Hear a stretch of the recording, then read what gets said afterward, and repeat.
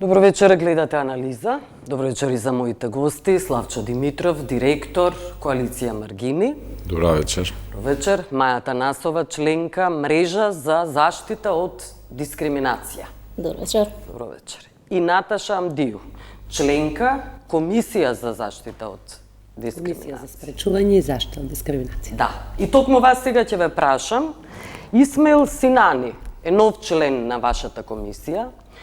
Мрежата за заштита од дискриминација веќе реагираше, зошто вие како комисија дозволувате да влезат луѓе како членови против кои всушност се борите? Против луѓе кои не се толерантни, кои шират на крајот на криштата и говор на омраза, која прераснува таа омраза подоцна потенцијално и многу често всушност не е потенцијално и во насилство. Добро, прва работа согласно Законот за спречување и заштита од дискриминација, собранието е оној кој што ги бира членовите на комисијата. Не сме ние, нели, како членови, ние сме вие можете еднакви, да така. Да излезете со став Второ, како комисија. Па, не мислам дека ние сме колективно тело и заеднички ги носиме одлуките, така да до именувањето нели на господинот, ние работевме со шесторица во последните неколку месеци како состав, но она што е поважно всушност и начинот на кој што го поставивте прашањето, јас би рекла дека секој е невин, дури не се докаже спротивното. Но така господинот Синани го докажа спротивното. Зашто Маја Атанасова ве молам ќе говори, но завршете да не ве прекинувам. Добро, мислам, јас не би рекла дека господинот направил некое прекршување или повреда, барем јас лично не сум прочитала и слушнала. Сега, ако може поконкретно да кажете, да отвориме дискусија за што се однесува коментарот. Да. Маја Атанасова работеше на реакцијата на Мрежата за заштита од дискриминација, да не биде ова интервју и моите аргументи да преовладаат, треба вашите, заради тоа што и ваша реакцијата конечно, иако и медиумските реакции беа прилично остри, не молчеа. Да, имаше реакции од медиумите, меѓутоа она за што реагираше мрежата примерно беше дека ова конкретно лице воопшто нема работено во дискриминација, што е првиот промашување на првиот законски услов да се биде член на комисијата.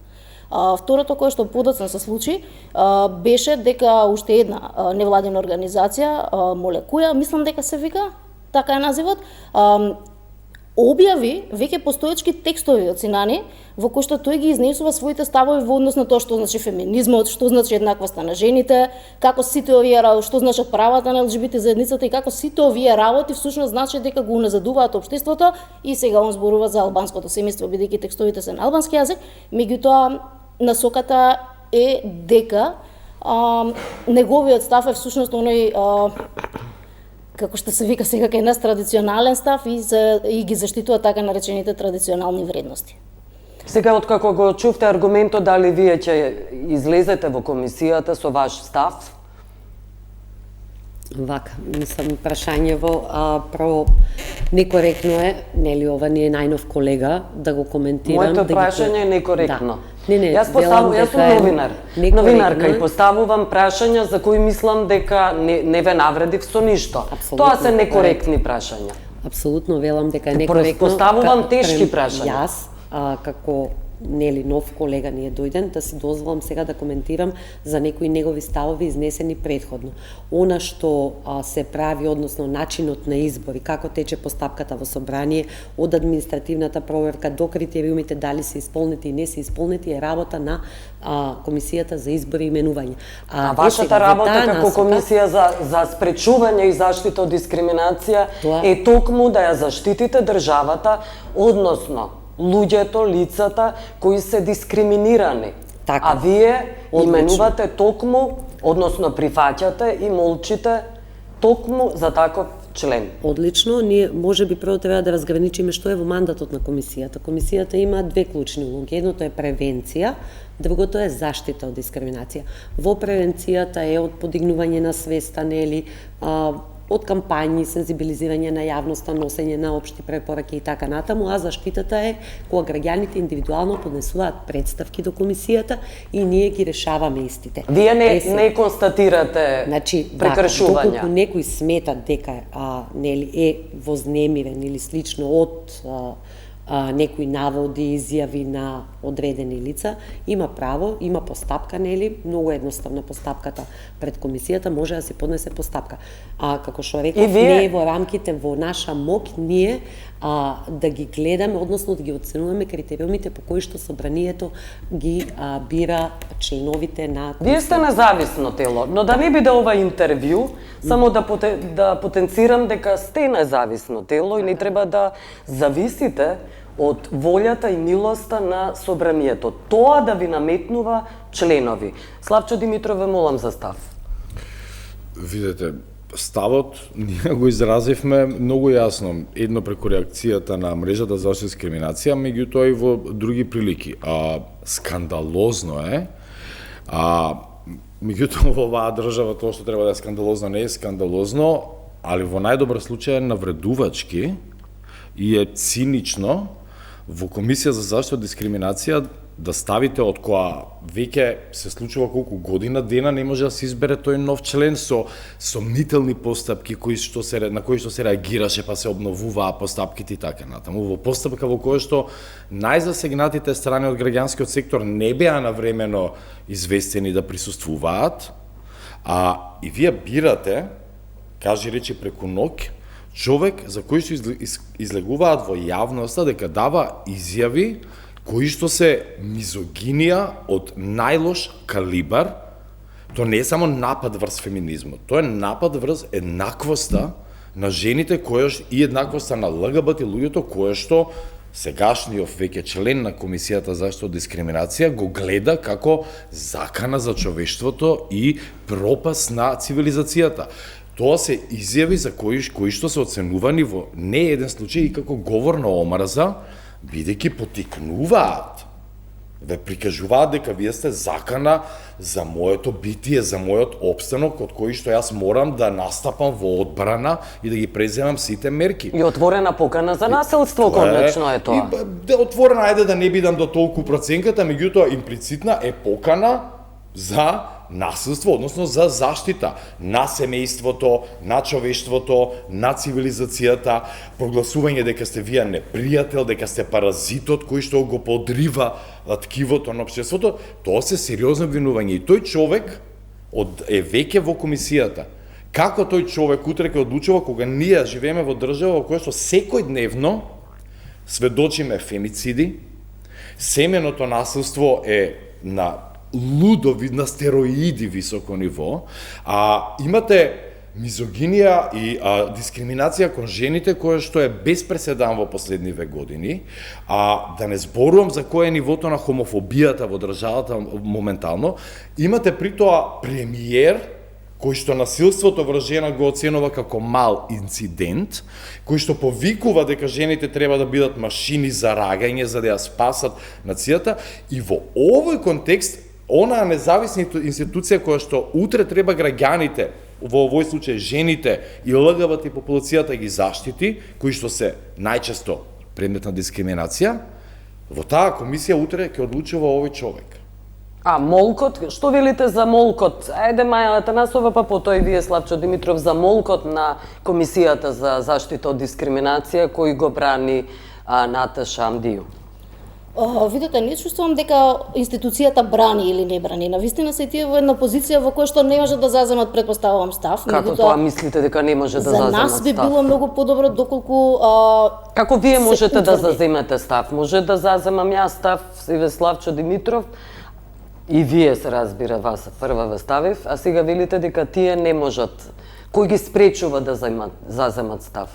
Навистина по закон дали е собранието тоа што гласи. Па се едно дали собранието тоа што гласи. Па се едно дали гласи. Како граѓани мислам дека сите имаме обврска без оглед на позицијата која што ја носиме да имаме некаков став. Да. Така што од онаа лична граѓанска одговорност мислам дека сите кои што сме вклучени во процесот треба да го имаме ставот и да биде изразен на јасен, гласен начин. Да. Славчо Димитров? Се сложувам со ова што го кажа Маја. Јас разбирам и Наташа дека они се во незавидна позиција да коментираат колега.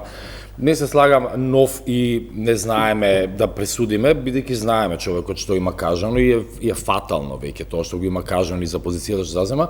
Меѓутоа се слагам како граѓани кои што имаат некаква политичка одговорност, треба да имаат луѓето став. На крај крајава тој човек утре може да биде саботер за сите одлуки кои што вие професионално ќе ги носите. Во тој случај ќе треба да искачате со издвоено мислење.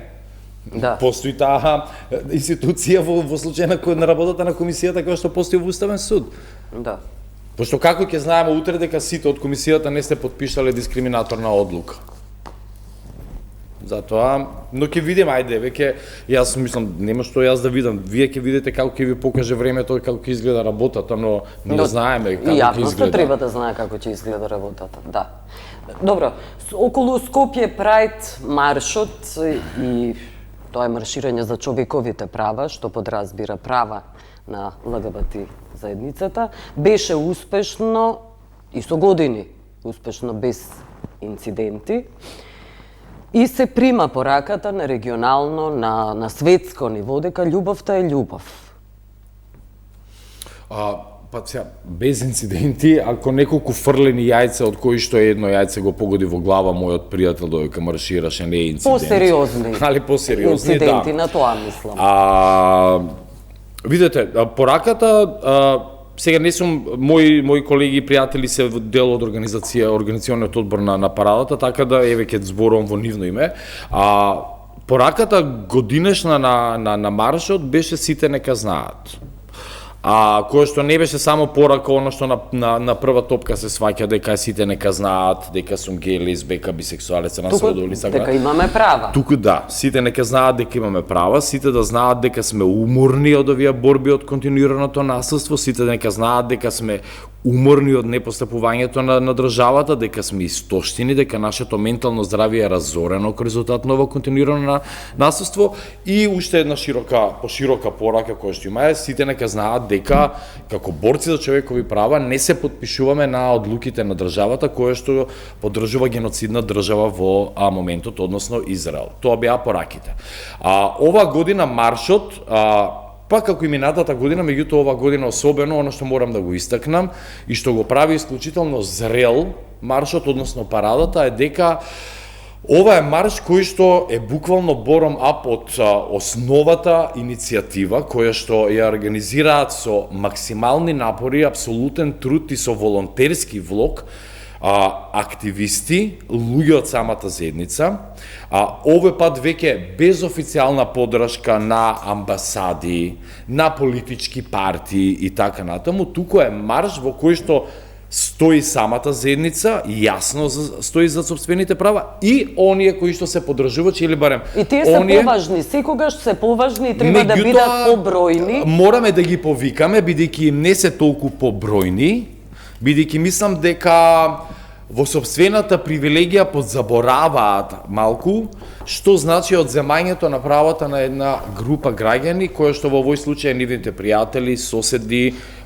деца и сограѓани воопшто. Ситуација која што ние, вие сигурно Билјана се сеќавате, ја имавме и во 2009-2010, кога се обидувавме да им кажеме на сите граѓани дека кога имате една насилна авторитарна власт, кога имате култура на насилство во општеството кое што адресира една најранлива категорија граѓани и кога сите молчиме за тоа, прашање е на година, 2 или 3, кога истото насилство ќе ви стигне и вас. Да, кој е следниот наред. Кој ќе биде следниот и ќе мора да прашаме каде бевте сите овие изминати години. Заради тоа и јас имам впечаток дека тоа сега повторно се случува во овој момент кога при тоа во и глобално, меѓутоа и во Македонија имаме еден лудачки пораз на култура на насилство и на радикално десни и конзервативни сили кои што го доминираат и сакаат да го вратат општеството столетие наназад, особено кога се во прашање правата на жените, родовата еднаквост и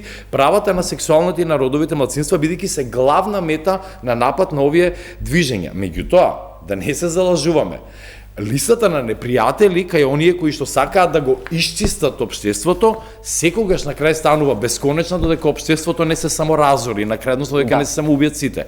Кога протестиравме сите во 2016 година, тогаш сватија луѓето дека приказната реално не засегаше сите уште во 2009 година, кога тие 10 таму некои педери и лесбијки протестираа ако будали сами, а ние молчевме. Сега дојдовме до овој стадиум во кој се наоѓаме. Мислам дека треба да научиме нешто од таа историја за да не ја повторуваме. Да не ја повторуваме истата. Заради тоа инсистирав на молкот на Комисијата за заштита од дискриминација дека не смее да се случува. Мајата Насова околу марширањето.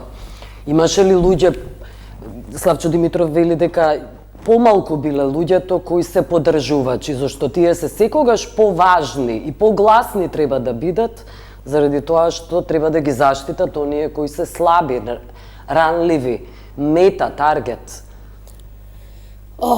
Видете, имаше и од двете групи, секогаш имало и има. Меѓутоа, она што е многу значајно да се истакне и сега, а и да го зборуваме понатаму, е дека и за поддржувачите, колку и за припадниците на заедницата, е битно тие да бидат заштитени.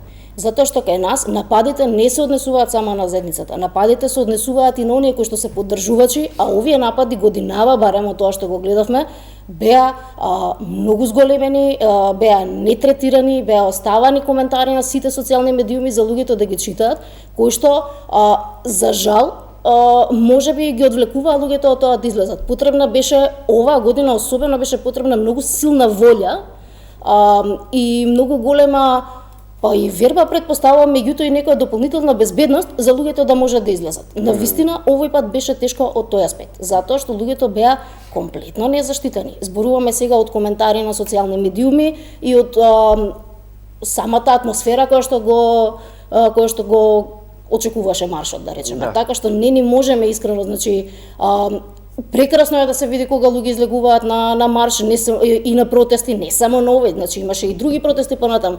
Прекрасно е кога се гледаат луѓето дека излегуваат да го кажат своето мислење, нели, да настапат во својот капацитет на граѓани на држава, да кажат тие што мислат и како мислат. Меѓутоа, кога имате вие цела маса која што повикува на насилство, која што апсолутно не е заштитено, кога луѓето се групираат помеѓу себе и викаат оке ќе нападнеме или ќе исклучиме и ќе направиме нешто, претпоставувам дека е навистина уште потешко од удобноста на мојата заштитеност дома и не мора да ме знаат дека некого чувам или заштитувам, да излезам и да се презентирам во јавност. Навистина е тешко.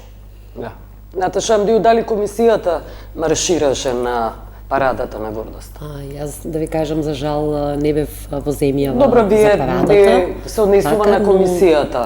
Но во изминатите години, односно еве, например, се сеќавам најголем впечаток, нели ми беше задоволство на првата парада на гордоста, која бев, и тоа бев со моите мали деца, и сега дори зборуваше Маја за безбедноста, се сеќавам дека бидејќи сепак бев со децата, не можев да одам нели до парк, мислам дека тогаш се одеше, и свртевме од кај италијанска амбасада за да сидеме на кај дома, и некој од терасите фрлаше камења по нас, по мене и по децата. Мислам, сакам да ви кажам, страшно беше тоа што го почувствував тогаш.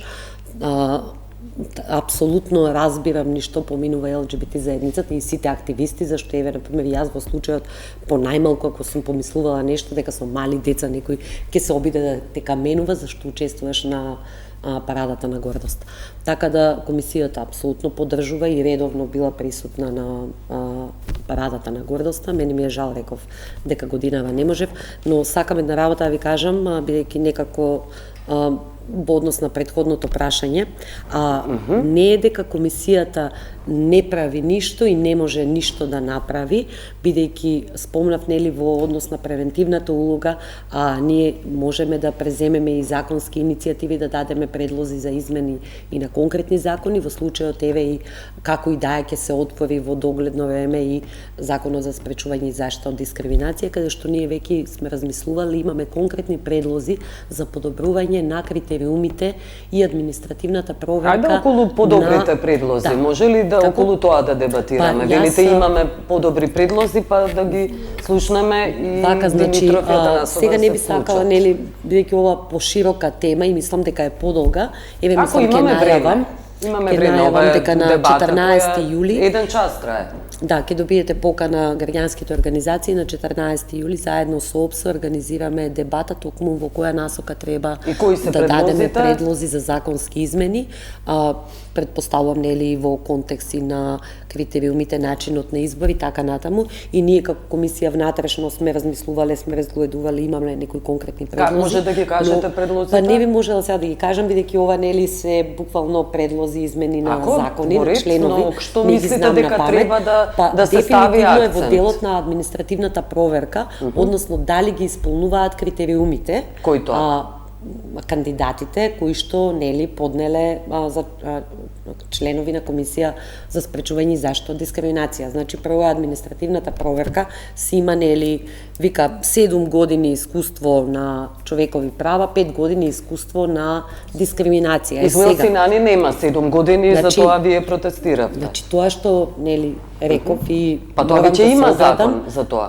Законот вели така, ама административната проверка ја прави собранието. Значи, на кој начин ја прави, тоа нели е работа на собранието и на комисијата.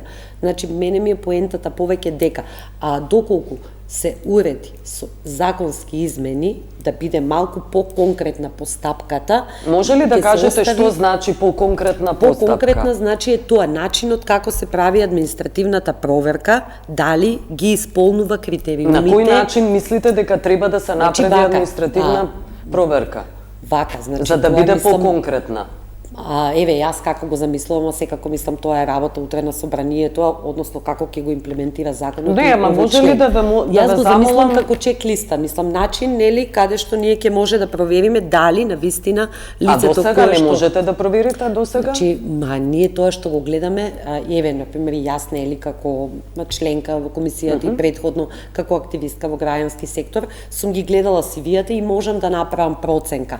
Ама сепак не можеме да видиме негде нели како чек-листа дали кои критериуми се оние кои што се исполнети и како истите како не се можете да исполнети. гледате? Ова не ви Значи, разбирам затоа баш. што во случајот треба да има некаков извештај. Дали и како се исполнети тие А како критериуми. мрежата за заштита знаеше дали се исполнети, Па е- а комисијата не знаеше? Не, ја не велам комисијата не прави таков извештај затоа што комисијата не е она која што ги бира членовите. Рековме дека таа административна проверка и начинот на избор се спроведува во Веќе собранието. го зборувавме за таа. Работава е за дека има подобрување. начин како да се уреди, треба да се доуреди, во таа насока ќе бидат и нашите Кои се другите предлози за подобрување? Како да се докаже, нели, Добро, тоа го главната кажавте. е Следно? начинот на избор. Понатаму е и усогласување со стандардите за тела за еднаквост. Има и таму повеќе работи, нели, во однос на мандатот на комисијата и така натаму. Мислам, се уште сме во рана фаза, ова веќе го имаме детектирано, нели, за начинот на избор и на селекција, како по-конкретен предлог со кој што ќе го дискутираме на 14 јули со граѓанските организации, ќе добијат Добра, ајде каде што околу ќе може да го предлозите дискутираме исто. Славчо Димитров и Маја Танасова, што сметате дека треба да се промени со оглед на тоа што Наташа Андију не може да говори за тоа? Види, јас тоа би оставил Маја да каже како правник многу Добро. повеќе, јас само можам да искоментирам дека идејата дека ова собрание ќе влезе во процес да интервенира во законот за спречување и заштита од дискриминација за мене е страшна. Особено ако земам предвид дека во 6 месеци од кога оваа влада влезе на власт, успеа во собранието да избутка серија закони од кои што ја избриша сексуалната ориентација, родовиот идентитет и родовата еднаквост како категории. И други политики кои што постоја. Така да, за мене, дај Боже да грешам, меѓутоа, за мене ова е отварање на Пандорина кутија. Бидејќи јас сум сигурен дека ова мнозинство во собранието можноста за измени за подобрување на законот ќе ја искористи за да ја избуткаат нивната идеолошка агенда, а која што е бришење од постоење на ЛГБТ и популацијата и народовата еднаквост како алатка за постигнување на праведно општество. За кои измени треба да се прават, Маја може да каже повеќе, таа е правник. Да, стравот постои. Кога зборуваме сега, зборуваме за изборите, така? За тој начин зборуваме. Мораме да кажеме дека законот и сега, доколку би сакале да го следиме онако како што е, може да понуди добра рамка сето ова да се направи. Меѓутоа, нас не се случува, еве, мислам дека се бориме со избор на член за комисија од јануари, беше Наташа? Од јануари. Од јануари, еве го до сега. Значи, ние имавме 3 избори за еден член. Затоа што првиот пат се случи да и покрај тоа што ние сме тука, замислете сега, нас не викаат како стручна јавност, како луѓе што ја работиме темата, да поставуваме прашања за кандидатите да можат да дадат соодветен одговор. А тоа е формално всушност. Тоа е сосема формално, затоа што јас разбирам дека пратениците не се стручни во оваа област. Фала Богу, не можеме сите све. Ама ако сме веќе тука, ако ги поставуваме прашањата, ако ги добиваме одговорите, секако дека можат да не консултираат и да им кажеме ова беше добро, ова не беше добро. Ние не можеме да му влеземе во збор на тој што дава исказ во моментот и да земеме да напаѓаме и да кажуваме дали ова беше добро или не беше добро или да влеземе во дебата. Овие луѓе сепак имаат многу краток временски рок да се представат. Ние би можеле да дадеме некаков осврт доколку тоа од нас го побараат. До сега тоа никогаш не се случило, но од друга страна се случило во салата да нема ниту еден пратеник кога некој дава одговор или да има еден пратеник. А исто така комисијата за избор и именување да се сретне веднаш по сослушувањето на кандидатите и да даде предлог за тоа кое лице треба да биде изгласано. И сега ние тука зборуваме дека ќе го менуваме законот. Што конкретно во законот што ние ќе смениме ќе го спречи ова, да ве прашам? Значи, ние веќе не зборуваме само за законски измени, ние зборуваме за тоа како ние да се натераме да ја следиме суштината на законот за да можеме да избереме соодветен кандидат. Вториот пат кога имаше избор, кога беше поништен изборот, ние како мрежа реагиравме затоа што знаевме дека 2 кандидатки од граѓанскиот сектор не беа воопшто повикани на интервју, без да добиеме, потоа разбравме дека имало и други, меѓутоа ова го увидовме затоа што ова беа луѓе што ние ги знаевме што има аплицирани. Откако изреагиравме, ни рекоа дека при разгледување на оваа административна проверка се увидело дека недостигаат одредени документи и дека за тоа биле отфрлени. Па веќе на следниот избор, кога беше, имавме конечно преглед на административна проверка, кој што повторно не ни е многу јасен, бидејќи една кандидатка од граѓански сектор беше утврдена дека немала доволно работно искуство откако дипломирала во областа на човекови права, меѓутоа повторно се враќаме на Синани, каде што искрено човекот има работно искуство, меѓутоа има работно искуство како што и самиот кажа, како новинар кој што соработувал со организации кои што работат на човекови права. Супер, меѓутоа тоа не е дискриминација. Да. Ме сваќате, и сега за едните имало избор, за едниот кандидат било преценето дека не исполнува услови, другиот кандидат поминува дека условите не се или се исполнети. Така што секоја реакција носи некакви промени во собранието во однос на зајакнување. Мора да се воведе начин на кој што ќе се побара и ќе се слушне стручната јавност во однос на тоа кој кандидат е квалитетен, а кој не е. Тука се нашите забуни постојано. Затоа што и претходниот пат, оној оглас кој што беше поништен, вториот, имавме кандидат кој што исто така немаше работно искуство, кој што кога беше прашан на говорница, самиот кажа, односно се види од неговото CV дека има навистина фасцинантно CV, меѓутоа не во областа на дискриминација. Така што искрено, дали нашиот закон за спречување и заштита од дискриминација би можел да биде појак? Би можел. Дали јас верувам дека промената на закон ќе доведе до зајакнување на заштитата од дискриминација? Најискрено не. Нам ни треба да почнеме да ги пременуваме законите онака како што ги имаме прво. Славчо Димитров говори за бришање на закони.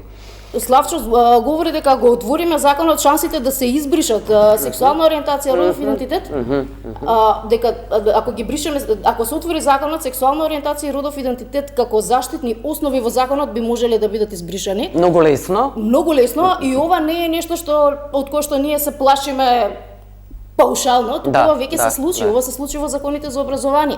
Тоа во законите за образование не се случи само тоа, туку веќе законите за образование не се повикуваат на заштитата на законот за спречување и заштита од дискриминација.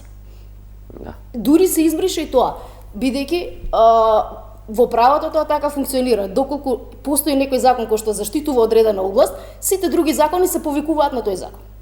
Не можеме ние сега да имаме заштита од дискриминација во образование, а да градиме посебен процес на заштита од дискриминација во тој закон. Не, се повикуваме на овој кој што го имаме.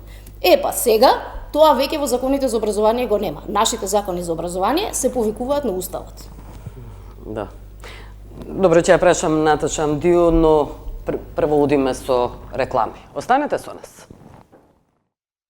Се враќаме во анализа. Наташа Амди, околу стравувањата на Славчо Димитров и Маја Атанасова дека законите за еднаквост, говориме за родова еднаквост, сексуална ориентација, се стравува дека сосема ќе бидат избришани од земјава. Јас лично се надевам дека стравот е неоснован и не верувам дека такво нешто би можеле да направиме во тој закон, бидејќи ова е основниот закон, закон за спречување и заштита од дискриминација.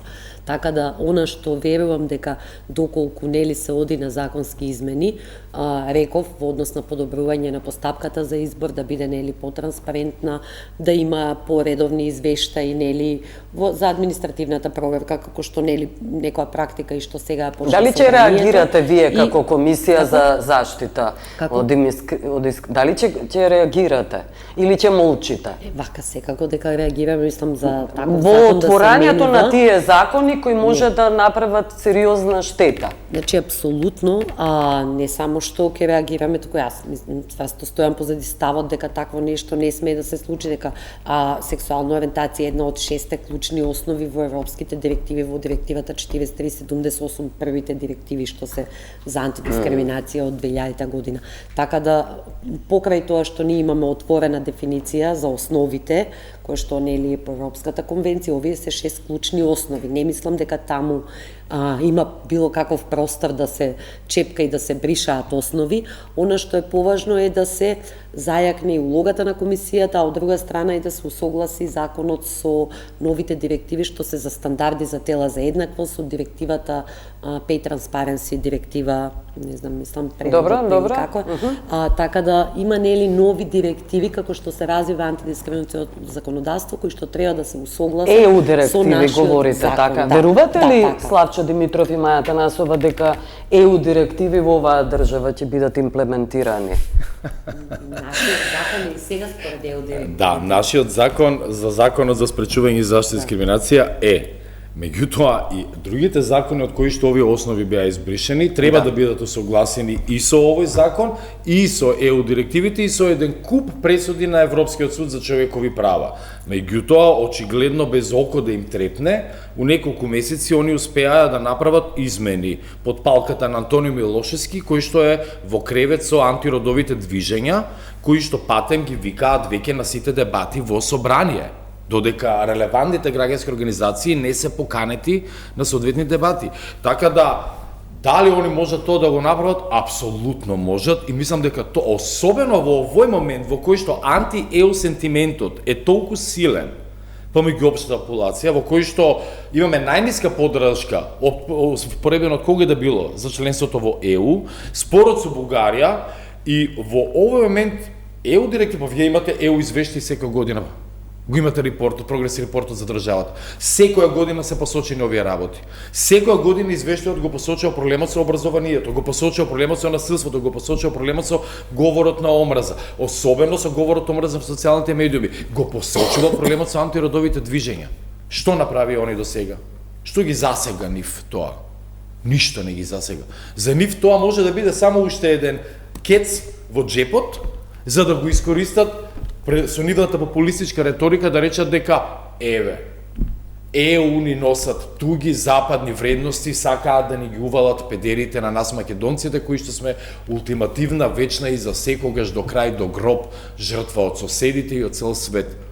Ова е за нив едноставно идеална позиција во која што они тоа може да го искористат. И ако утре ЕУ им пише реакција, што не верувам дека ќе пише, пошто ни ЕУ не се нешто многу засегнати очигледно од целава ситуација. Ја добро, пишуваат извештаи сам кажа. Пишуваат извештаите, да. Не реагираат бурно како што на времето реагирале. Јас не мислам дека нив тоа ќе ги спречи. Ние пишувавме кога ги повлекоа одредбите во закониве од образованието. Го повлекоа упатството и правилникот за заштита на деца во училишта. Замислете, за деца кои што се претепани, они одбиваат да ги заштитат и да го препознаат насилство се врз нив. За деца зборуваме. Ние праќавме реакции до меѓународни организации, па и до ЕУ. Ние не слушнавме од нив некоја реакција. И дослушнавме што? Ние во тие реакции ги посочивме сите меѓународни регулативи и директиви кои што државата ги има подпишано. Тие беа упатени до Министерство за образование и до пратениците и преку обиди за амандмани Кој ги испочитува тие Заедно директиви? со Комисијата за заштита од дискриминација, дали тоа го правевте? Они дадоа, ако не се лажам, свое мислење. Добро. Дали заедно ги поднесувавте тие реакции? Не можеме заедно, ние. Заедничка, дали беше борбата? Борбата беше апсолутно заедничка, сите имавме посебни реакции, реално затоа што и беше битно да имаме сите Но свој комисијата став. на ваша страна, тоа е Апсолутно. моето Апсолутно, прашање. Да, излези Да. со свое мислење комисијата Да, и околу овој да. закон и Со укажа прилози, дека со мислења, со све, да. мора да бидат усогласени со кој што е клучниот закон. Но се игнорирани. Да. Околу инцидентите, Наташа Амдиук, што велат бројките? Сериозни се прилично. За кои инциденти, извинете? Инциденти, постојат инциденти и насилство, говор на омраза кој прераснува во насилство. Кои се бројките?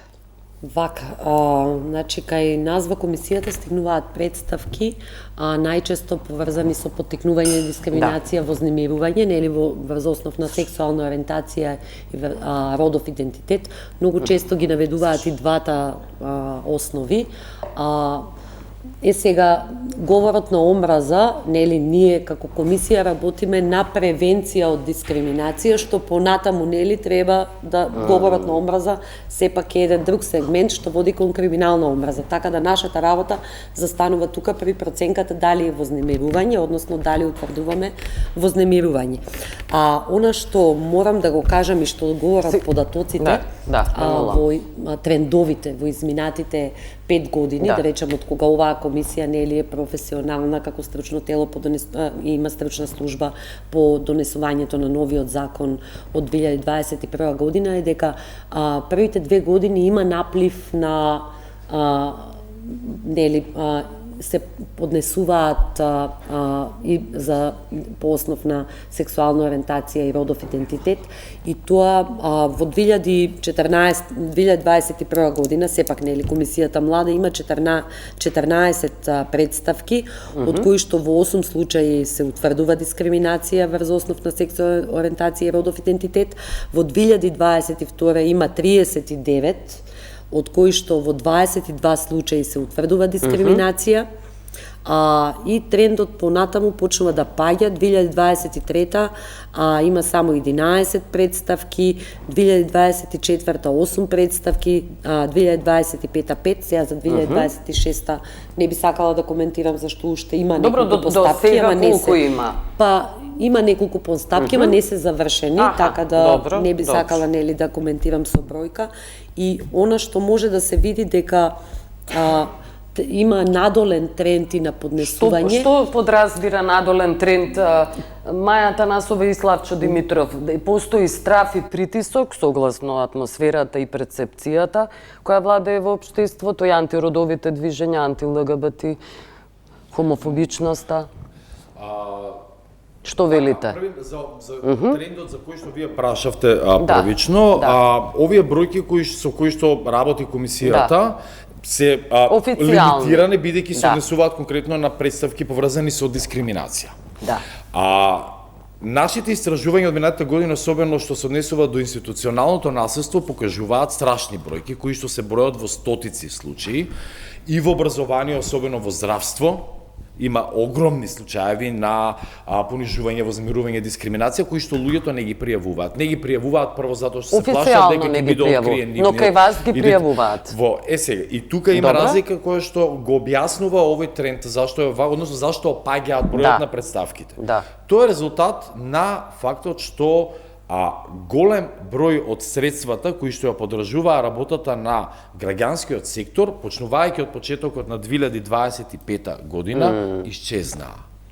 После одлуките на фашистот Трамп и сократењето на фондови и од други европски земји кои што почнаа да инвестираат во армијата и во милитаризација, средствата за особено за организации кои што работат на родова еднаквост и заштита на ЛГБТ популацијата исчезнаа. Тие организации го вршеа најголемиот дел од оваа работа. Тој процес подразбираше директен контакт и пријавување, односно документирање на случаи на насилство, говор на омраза, дело од омраза, дискриминација од луѓе од заедницата, и ние ги произведувавме извештаи на годишно ниво колку има пријави и така натаму. Од тие секогаш има многу мал број. Меѓутоа, и за тие кои што сакаат да покренат постапка, дури и во Комисијата за заштита дискриминација, организациите со правните услуги кои што ги нудеа или нудат, се оние кои што ги застапуваат клиентите и им помагаат во процесот за настапат пред комисијата. Сега тие ресурси во невладиниот сектор, во добар дел од невладиниот сектор се исчезнати, некои од организациите воопшто затвори и прекинаа да работат, бидејќи целосно беа замрени и смрзнати фондовите, и на тој начин дополнително е сега изложена заедницата, бидејќи нема кој да го мониторира, да го документира и да им помага во овој процес. Затоа 2005 особено кога споредите, вие имате 5 представки во комисијата, само 2 години пред имате 34. Да. И тоа ви е драстично различна бројка. Дури и тие 34 кога биле условно повеќе, не се сепак приказ на реалната ситуација. Бидејќи на вистина луѓето кои вие за да поднесете представка, вие мора да се изложите со идентитет. На вас никој не ви гарантира дека во тој процес кога ќе биде почнат утре или од комисијата, па уште повеќе ако е од истражен орган или ако стигне до суд, ако некој почне таков тип на постапка, никој нема да ве штити. Вие се изложувате на виктимизација понатаму, така но и на... Маја сигурно има да каже доста околу таа ситуација зашто е таква ситуација. Државата ни учествува со финансиска поддршка и тоа е главниот проблем, сушност на невладините. Но учествува со она што базично треба да учествува, тоа е заштитата. Ние од државата, граѓанскиот сектор особено од државата бара конкретната заштита. Да можат луѓето да се чувствуваат безбедни, прво дека ќе добијат заштитата, второ дека ако пријават нема да бидат исмевани, нема да бидат напаѓани, односно нема да бидат виктимизирани. Што велат институциите на овие барања? Видете, ние овие барања ги насочуваме на начин што се поднесуваат кривични пријави за говор на омраза кој што се шири по социјалните мрежи, меѓутоа тоа оди толку бавно, толку ретко се носат одлуки во корист на оние кои што ги поднесуваат, што навистина мораме да се запрашаме дали нешто е разбрано од тоа што го зборуваме или едноставно само повторно носиме некои закони проформа и обезбедуваме некоја формална заштита. А се одесува на закони сериозни по видите, во јавно обвинителство ние имаме случаи кои сега кои што јавното обвинителство ги проценува дека тоа е право на слободно изразено мислење, а не говор на омраза. Меѓутоа кога имаше случаи против политичари, некои кои што се видни врз основа на етничка основа или политичка припадност, обвинителството одлучи за еден ден и препозна. Ово имавме ние случаи во кои што имате еклатантен, значи нема тука дискусија. Нема дискусија, треба да прочитате одлука на Европски суд за човекови права и знаете што е говор на омраз и го проценувате. Извини, Маја, те исто така, сакам да докажам дека клучната заштита која што добиваме кога пријавуваме вакви работи се нели вечниот совет изгаси социјални мрежи, немој да читаш и немој да се нервираш. Така што таа конкретна заштита искрено не ни врши работа. Навистина ни е битно да можеме да знаеме дека доколку се поднесе доколку некој конечно одлучи да поведе постапка, дека ќе добие соодветната и комплетна заштита. Комисијата дали функционира, има комуникација ли со институциите за кои говорат Славчо Димитров и Маја Танасова? Со полиција, со обвинителство? Вака се... Повторно ќе речем во зависност од, значи ние имаме надлежност и можеме да комуницираме и да побараме податоци, информации од било која институција и они по закон се должни да ни одговорат. Така да имало случаеви. Не податоци, туку да алармирате за овие, заради тоа што физичкото насилство секогаш не мора да биде третирано и дефинирано исклучиво дека е физичко. Вербалното насилство е еднакво опасно.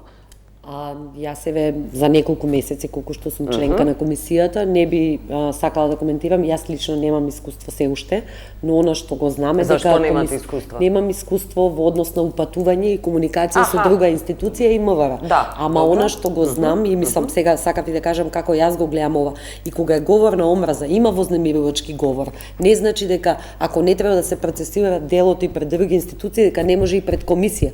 Зашто ние имаме случаи каде што во мислењата велиме дека ова може има елементи и на тоа и можете нели да се обратите и до други институции. Во случајот, посебно кога странките нели, а многу често и ние ги повикуваме странките и на записник нели разговараме со нив, на некој начин им даваме совети и ги упатуваме како понатаму да постапуваат односно каде да се обратат. Добро, кој сме имали ситуации со полиција и обвинителство ме интересира. Значи во превентивните мерки да ги обучувате, да водите кампања кампањи и така натаму и тоа имаме и тоа сме го размислували и тоа посебно за полицијата имаме на план зашто таму треба поголема сензибилизација, но она што мене ми беше важно да ви кажаме дека имаме ситуации каде што нели упатуваме, односно прашуваме странката дали сакате да се обратите до таа институција, дали сакате ние да го препратиме предметот по службена должност. Значи имаме мандат, имаме ингеренции, односно се трудиме да постапуваме се во најдобар интерес на Дали странката. препознавате дека полицијата и обвинителството не си ја вршат работата?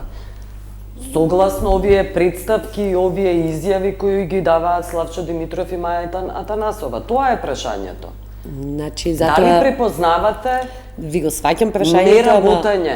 Јас сум практичар и во принцип, ако не сум го работела и ако не сум била во ситуација, не сум имала предмет каде што сум реагирала, не сакам да коментирам. Конкретно, не сум ги прашала колегите дали имале таква ситуација, бидејќи мојот мандат е од крајот на јануари, така да за овие неколку месеци... Дали вие сте запознаени, Маја Атанасова и Димитров, околу непрепознавање комисијата, да не препознае дека не постапува полицијата и обвинителството? Видете, од работата која што ние сме имале со комисијата до сега биле препознавани овие работи и комисијата е навистина гласна онаму каде што треба. Значи на стручни состаноци со институции ги искажуваме овие работи. Навистина се очигледни и тука немаме никакво спор. Дали комуницираат со надлежните институции? Луѓето од комисијата? Комуницираат на овој начин во вршење на таа конкретна превентивна дейност. Да, апсолутно. Ама би сакала да се навратам и на она што го спомна Наташа во однос на странките кои што дали сакат или не сакат. Тука е нашиот клучен проблем, она што го зборуваме дека немаме финансии.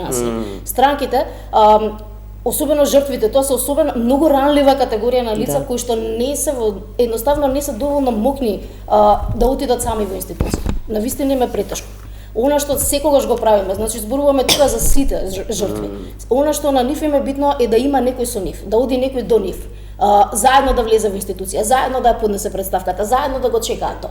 Ние кога немаме средства за работа, ова за жал не можеме да им го пружиме на странките. Така што сите сме сведени на ситуација да добиваме повици, разбираме што се случува, им го даваме советот, не можеме да ја дадеме поддршката, луѓето се повлекуваат. И сега замислете, освен тоа што овие бројки кажуваат вакви поразителни резултати, замислете го поразот на човек кој што се охрабрил да крене телефон, да пријави дека нешто му се случува што апсолутно му го разорува животот комплетно и си вика, окей, јас немам поддршка и не можам да продолжам со ова понатаму. Но имаат поддршка, велите, од комисијата. Имаат поддршка тоа да го поднесат, меѓутоа тука зборуваме за нивната интимна поддршка, за тоа дали тие се чувствуваат подготвени самите да го одат сето тоа. Да. Комисијата е тука да ја прими представката и да пренесе нешто, меѓутоа тие дури оној чекор до комисијата им е тешко да го преземат. На охрабрување на тие луѓе. Само сакам нешто да додадам, не околу ова конкретно, меѓутоа околу контекст за да го ова појасниме. Бидејќи знам дека сега кога некој ќе го слуша овој разговор и ова што го збориме ќе коментираат злорадо, имавте пари, правевте, сега немате пари, што се жалите. Проблемот не е тоа. Може ние и граѓанскиот сектор може да нема пари. Може утре да снема уште 3 организации. Проблемот е кога државата се амнестира очекувајќи дека граѓанскиот сектор ќе биде замена, односно држава во држава. Граѓанскиот сектор не може вечно да биде замена за институциите и инфраструктурите кои што државата треба да ги понуди. Државата има уврска, платени се тие луѓе. Тие се платени од нас. Луѓето, од нас, меѓу друго и од тие пари за кои што се радуваат дека веќе ги немало, од тие пари даноци се слеваа во државата. Меѓутоа, проблемот е тоа. Не е проблемот. Ние окей, сме имале, нема, ќе затвориме утре клуч, нема да платиме правници да ги застапуваат клиентите. Меѓутоа, тоа само ви кажува дека имаме ние сериозно системски проблем. Ако ние имаме држава во која што жртва на насилство, на дискриминација, особено од маргинализирани групи, нема храброст да тропне на врата, да влезе и сам едно лице да поднесе представка или да се обрати у полиција кога е нападнато и да биде сигурен дека нема да биде исмевано и дополнително навредувано или дека ќе иде во болница и нема да го прегледуваат од доздола до горе и вон гаки какво е лицето, ние имаме сериозен проблем. Да. Значи, суштината е На нас ни треба функционирање на државните механизми за заштита и не само за заштита, за промоција на принципите на недискриминација и принципот на еднаквост и на правда. Без тоа ние ништо не правиме. Џабе ние ако утре, окей, еве и да изреагира и МВР и комисијата ќе одлучи уште за 30 случаи годинава дека има. Ако ние имаме политичари и луѓе во собранието кои што го креираат јавното мислење, ако имаме Министерство за образование и професори кои што работат во институции кои што секој ден шират хомофобија, шират мизогинија и ја враќаат жената во традиционалната улога, а тоа е да биде машина за раѓање која што ќути дома, џабе ни си и механизмите за заштита и уште 100 невладени организации да има кои што ќе имаат милиони пари за да действуваат. И усогласување ние на законите. Не сме должни да ја амнестираме директивите. државата која што се распаѓа и да го заменуваме социјалниот и правниот систем во државата кој што е речиси непостоечки. Не сме ние тие, ни не сакаме да бидеме. Ако мене ме прашате, јас немам намера да бидам во крајна линија ни алатка на неолибералниот капитализам во кој што ќе ги уништиме сите државни инфраструктури и ние приватно тука ќе си нудиме некакви си услуги. Не. Ние ја сме социјална држава. И таа држава е должна да ги третира сите граѓани еднакво и да ги заштити еднакво сите своји граѓани. Без разлика дали имало невладени организации или не. Да. А не да работи на нивно уништување на секој можен начин. Да. На крај сме, јас благодарам што бевте гости. Фала на покана. Благодарам што не гледавте. Пријатно.